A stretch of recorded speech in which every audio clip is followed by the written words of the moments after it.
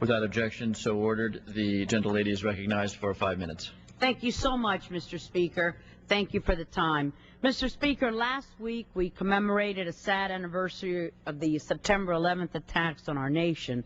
On that fateful day 8 years ago, we realized that protecting our homeland and defeating our enemies would require innovative approaches and an unconventional view of the threats that we face. However, when looking at the Iranian nuclear threat, it would appear that some have forgotten the lessons of 9/11. Many believe that because Iran has not yet mastered all of the elements needed for an operational nuclear weapon, we have the luxury of time. Mr. Speaker, that is not so. Iran has already produced 1,400 kilograms of low-enriched uranium, which can easily be used for a dirty nuke.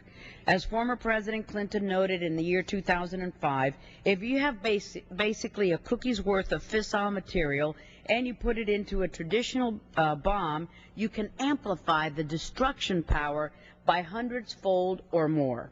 So the nuclear threat from Iran already exists in a radiological form. Yet the U.S. and the UN Security Council have actually lowered the requirements imposed on the Iranian regime with respect to its nuclear activities. The initial U.S. position with respect to Iran's nuclear program was to demand its complete, verifiable, irreversible dismantlement. Now, then it went down to a mere temporary suspension of uranium enrichment, and now reportedly only a commitment from the Iranian regime that they will not use growing supplies of enriched uranium to make nuclear weapons. This, as a U.S. government official was quoted as saying just last week, Iran is now either very near or in possession already of sufficient low-enriched uranium to produce one nuclear weapon and is closer to a dangerous and destabilizing possible breakout capacity. And this means a breakout capacity for producing not a dirty nuke, but a conventional nuclear weapon. Iran is pouring enormous resources into its nuclear program. Its missiles can already strike U.S. forces, can strike Israel and our allies in the Middle East and Europe, and it is only a matter of time until it has the capability to hit us here at home. Inexcusably, one administration after another has not fully implemented the range of sanctions that are called for in current U.S. law, nor have we leveraged our resources to secure cooperation from our allies, particularly those on the UN Security Council. And this year, we have filed another bill for another range of sanctions on Iran, and we have yet to get that bill out of committee in spite of over 300 sponsors for that bill.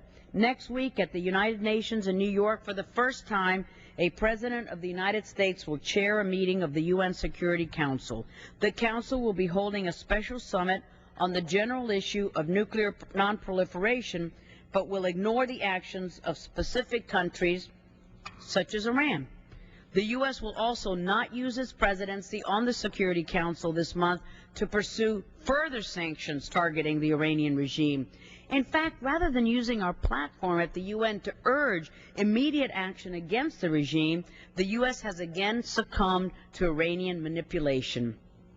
Joined by France, Germany, Britain, Russia, and China, we'll meet with the Iranian regime in Brussels on October 1st to resolve the disputes over Tehran's nuclear program. Let's get this straight. As the threat posed by the Iranian regime increases, as the Iranian regime inches closer to weaponizing its nuclear program, the response from the so-called international community is to schedule more talks, legitimizing the regime by engaging them directly. By its own statements, the regime is committed to the destruction of Israel and the U.S. as well.